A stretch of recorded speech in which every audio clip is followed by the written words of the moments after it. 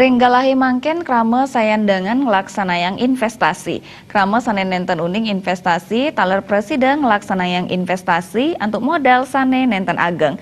Nanging krama taler katiang mangdanya lahin becek investasi sane kamiletin.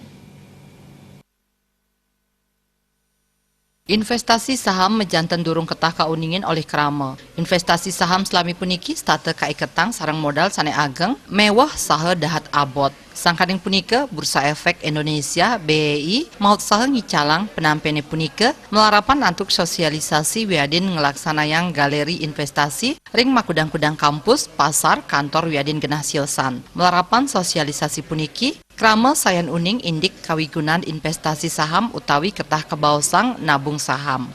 Manut Direktur Pengembangan Bisnis Bursa Efek Indonesia Niki Hogan, nabung saham akeh kawigunan ipun saha sira ugi presiden ngelaksanayang investasi puniki. Sebenarnya nilai uang kita angkanya sama, tapi nilainya terus mengalami penurunan karena adanya inflasi. Saya tidak mengatakan tidak boleh atau jangan menabung di bank. Kita butuh bank tapi untuk dana jangka pendek kita. Dana jangka panjang kita itu simpan di investasi saham ataupun instrumen pasar modal lainnya, termasuk reksadana. Karena sesuai dengan catatan, sebenarnya investasi di pasar modal itu bisa memberikan tingkat keuntungan lebih tinggi daripada inflasi.